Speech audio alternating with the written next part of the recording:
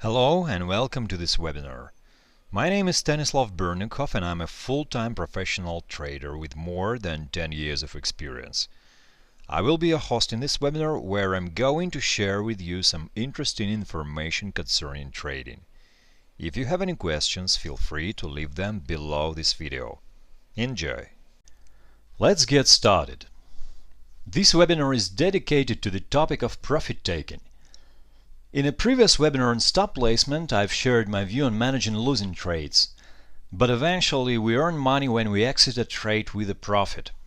So in this webinar I will focus on profit taking, which is now a less important topic than stop placement. Most of ideas discussed in this webinar were somehow used for trading either for me or students of my educational groups. Now we are ready to start. And before we start, let's take a quick look at the disclaimer. Please be aware of financial risk associated with trading. Information in this webinar is provided for educational purposes only and by no means can serve as a trading or investment advice. You will have full responsibility for your trading decisions, so we strongly encourage you to test any ideas or concepts on a simulator or using a historical backtest before putting real money at risk. And first of all, I want to say that taking your profit is not a science. You just can't be told by someone that you should do certain steps to fix your profit correctly. And after all, there is no right or wrong in the market. Well, first of all, of course, you have to have a profit. We assume that you are having a profitable position. Only after that you can decide whether you want to take this profit from the market or whether you want to let this profit run. And as I have said, there is no right or wrong in the market, but nevertheless there are several key principles that might help you to set more adequate targets and exit a trade before price reverses and you give back to the market most of your paper profits. By paper profit we mean profit that is not fixed yet. So there are several principles. First of all, you can take your profits using average daily range or daily volatility. Or you can employ logics of a measured move, or you can use sometimes harmonic patterns or harmonic numbers. Then you can observe price action, and finally you can use a trailing stop when you decide not to take your profit and when you decide to let your profit run. And let's start with the first idea, which is based on average daily range. The idea beyond this method is that you don't try to understand the market. You just measure average statistical deviation of the price and assume that market will experience difficulties in sustaining the move once it overcomes the average deviation. First, you have to measure average size of the daily bar or a candlestick. I want to stress one more time that we take daily bars. It is not a method for 30-minute or 5-minute bars. Principle can be pretty much the same for different time frames, but in the context of this webinar we are talking about daily bars. Then, if you enter a long position, you see how many pips were already completed in the context of the suggested move. For example, if average size of the daily bar is 100 pips, and your location for entry is 50 pips higher than the suggested low of the bar, you have more 50 pips before the market will possibly reach the resistance or reach the suggested high of the day.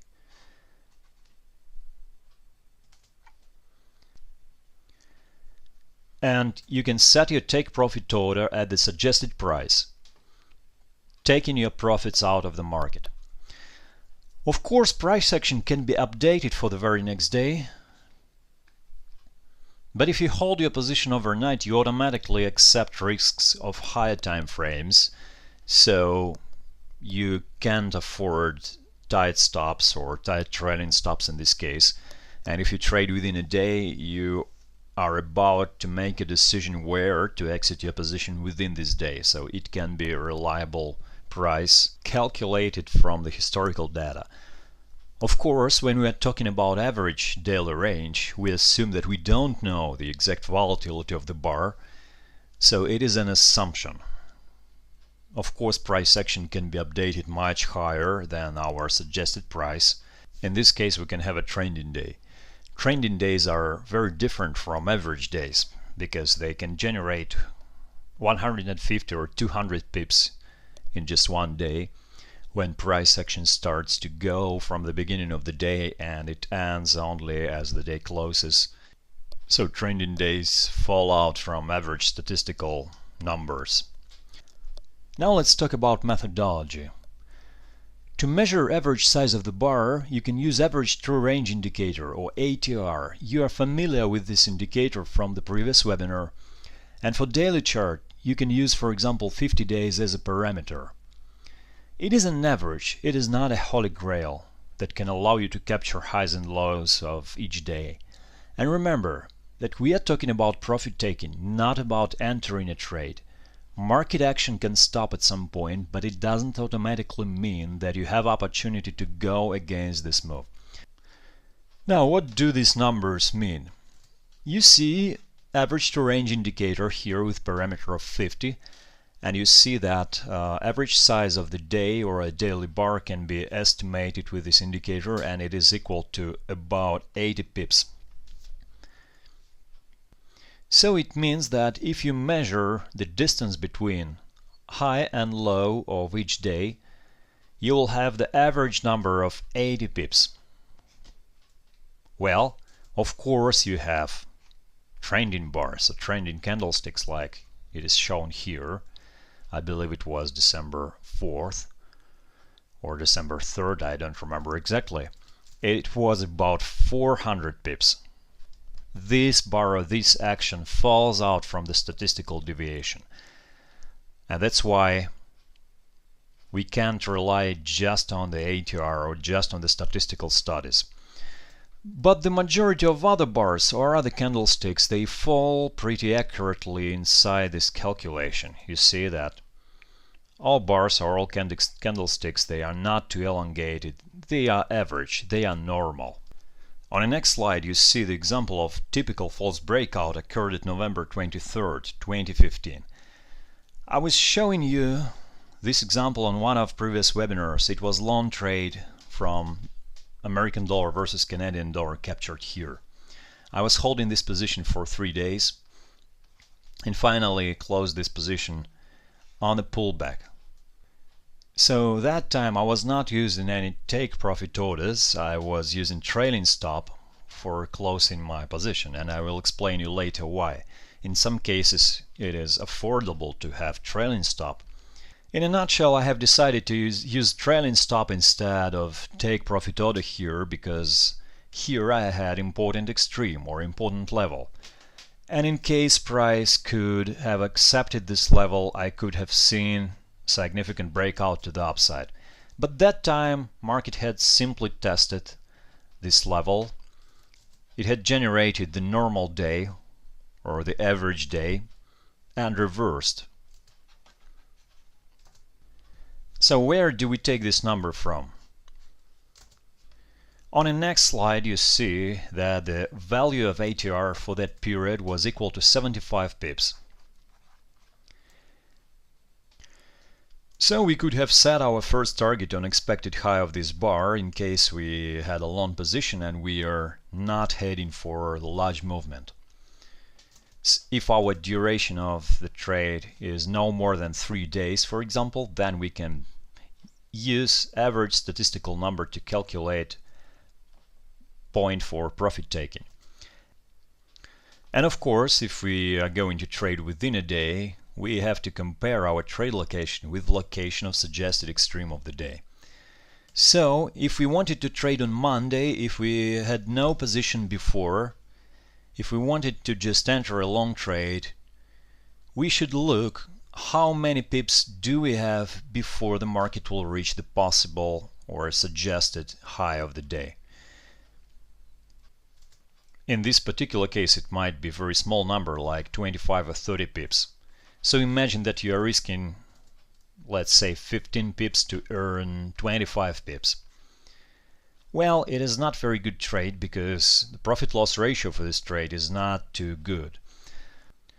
And of course, sometimes you can capture a trending day, so if you feel that market conditions are good for generating a trending day, sometimes you can enter your position even if your trade location is not so good.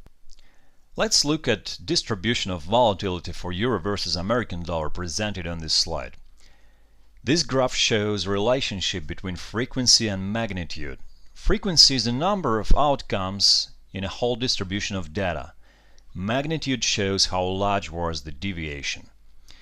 And at the first sight you might decide that it gravitates to a normal distribution or a bell curve. But the real distribution of results as so-called fat tails. It means that probability of extreme events is a bit higher than for the normal distribution. For the market it means that trending days tend to combine into clusters. They tend to combine into series. And sometimes volatility can be very high, it can be unexpectedly high. On the next slide you see the example of such shift in volatility. There are times when trending days with high volatility assemble into series, into clusters. It can be 2 or 3 days in a row or more, but it allows trending systems to generate returns far greater than average from time to time. And if we get back to the previous slide, you might think at the first sight that the most stable trading style is scalping. And to generate consistent profits you have to place very small take profit orders with no stops. But in reality such approach will inevitably lead to a loss of entire trading account. Because if you do so on the market presented on this slide, it becomes clear how it works in real time. Say you are in a long position here and you are averaging your loss, or you're placing a very small take profit order, and then having 3 days in a row going against your position means that your entire trading account will be lost. So in some cases it might be reasonable to have volatility on your side, not having probability on your side. Because in this case, when you try to work at the low of this bar, of course you might sell in the area where you will have expected low of the bar. That's why on the example shown before I have told you that I was using trailing stop instead of just fixing the profit on the expected high of the day. So if we have a normal day, this idea fails. I give back some of the paper profit accumulated for the period of 3 days. But if market is going to the upside, is breaking out to the upside, I get very good profit loss ratio and my trading account starts growing very rapidly. Now let's talk about technical analysis and switch to technical analysis from statistical studies. Technical analysis is absolutely not a science, and every trader has a unique perspective on what is happening in the marketplace. And another method of placing take profit orders is employing the old principle that nevertheless remains still relevant for today's trading as well. It is principle of a measured move. AB equal to CD means that most of the time market tends to generate symmetry between legs of any trending move. If you remember any pattern, any chart pattern like triangle or flag or pennant, which are patterns of continuation, you might remember that the principle is pretty much the same for such patterns. You see the pattern, you measure the move that preceded this pattern, and then you just project this move to the next leg, and you set your take profit order using these dynamics. In reality, it is not so easy to find classical patterns mentioned above, but we still can use this principle for rotational centers that we have discussed in previous webinars so far. If we identify rotational center, it can serve as a starting point for the second leg. It's very important to know where the second leg is going to start. Rotational center in this case will serve as a starting point. On this slide you see daily chart of American dollar versus Canadian dollar, and rotational center here possibly falls into the spot of low volatility. And it shows us the starting point for the second leg of the move. First leg, or AB, is considered to be built this way, and CD leg is considered to be built like it is shown here.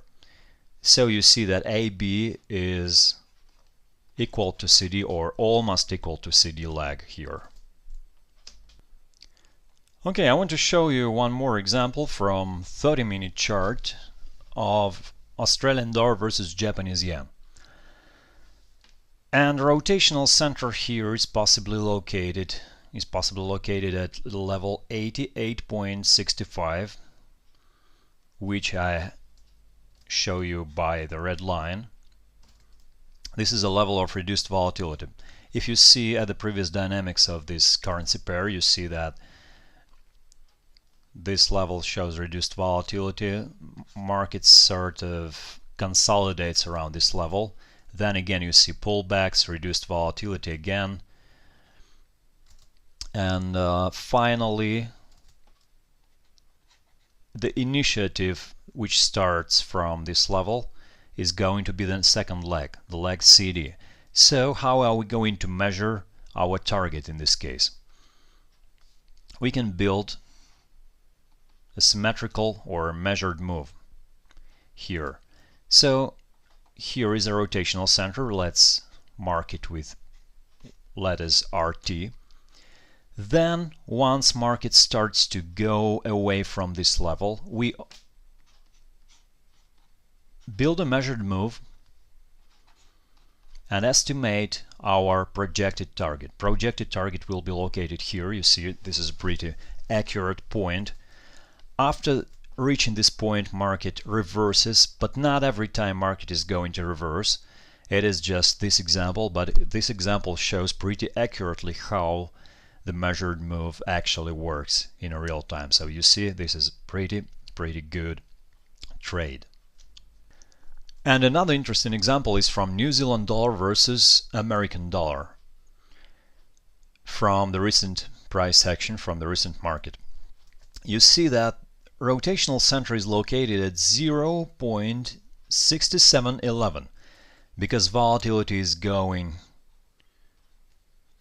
to become very reduced along this level. You see a couple of pullbacks. Market is leaning to this level, but you also can see that market is unable to reach the projected target at December 15th and December 16th. Projected target can be measured by the rotational center, so we can't reach the projected target, but also notice what happens later. After the week or about 5 to 6 days of continuation to the sideways, market eventually is reaching the upper side of this range. It doesn't happen very quickly, but eventually it happens. So if we switch, for example, to 1 hour chart, we also can see that the logics of the measured move eventually is working here as well. Sometimes we have to decide how distant the A point is going to be located from the rotational center.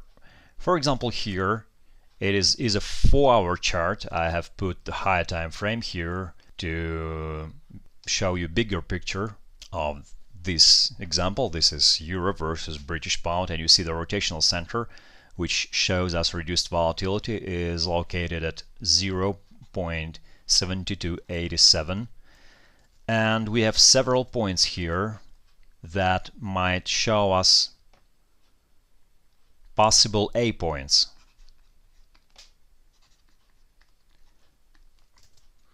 And also this can be the AB leg. So if our action starts, if our point C is located above the rotational center, so where is the D point located? In fact, I don't see any conflict here because price can reach several targets. It might be intraday target or a small target, and it might be a larger target. For example, here on this example, we have smaller target achieved first,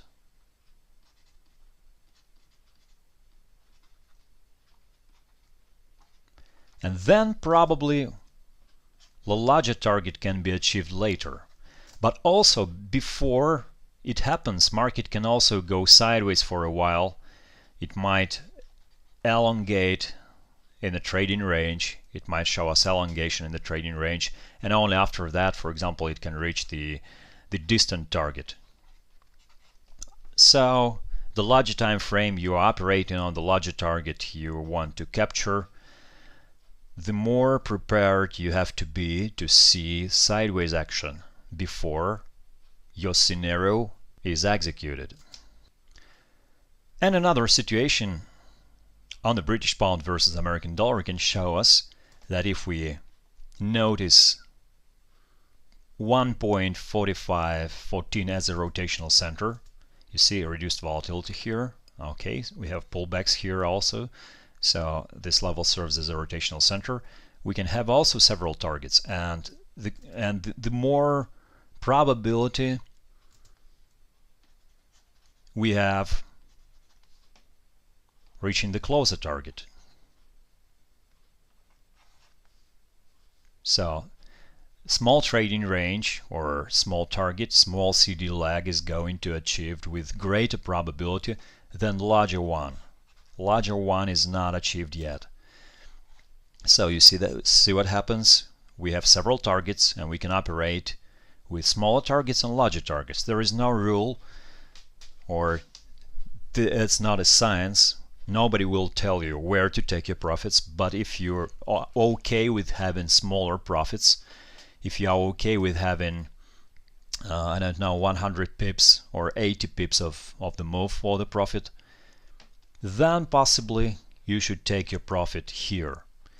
For example, if you have entered at a possible C point, you have placed your stop, and you are a swing trader operating on time frames from 1 to 3 days, so possibly this is your exiting point. You have to exit here. But if you switch to higher time frame, for example daily bars or daily chart, you can have broader perspective, and using this rotational center 1.4914, you can build broader perspective, and in this case market will unlikely go to the larger target, to 1.4623 immediately. It will rather try to first consolidate in some range, maybe to make a correctional move, and only after that it will be ready to reach this target. And also this is not a guarantee that market will stop at this level. It might go further. But you, in this case, are having pretty clear perspective of profit taking. You know exactly when you are going to exit a trade. That is your possible C point, and that is your D point.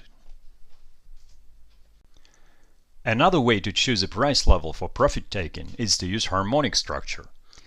It can be either Fibonacci levels or Elliott waves. In my trading I don't ever use Fibonacci retracements, but from time to time I build Fibonacci extensions. There are two most frequently appeared numbers. It's 161.8% and 123.6%. For a trending market we can use the first type of extension, built by the height of correctional move. It is very important because the popular method is to use impulse, the height of the impulse. Instead, I recommend to use the height of correctional move because it works better in many cases. As for range-bound market, it is better to use closer target, such as 123.6%.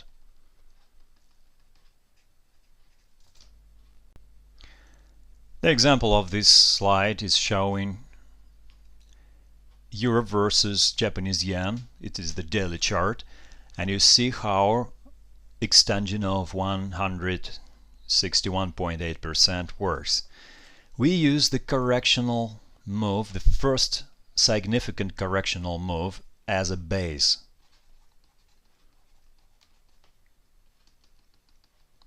Then we build an extension and we get the approximate level for profit taken. It is equal to 129.85. In this case, it is clear how it works. It works pretty accurately. Not every time market is going to reverse here. Sometimes it just stops, it goes sideways for a while.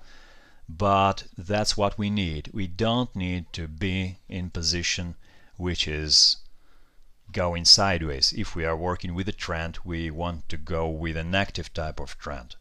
We don't want to sit in our position just observing how price is going back and forth. We want to get out quickly and to switch to new trades and new trading ideas.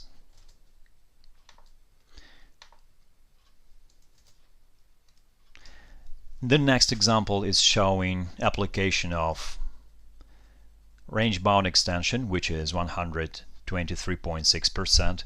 It is daily chart of Canadian dollar or American dollar versus Canadian dollar, and you see that again we are using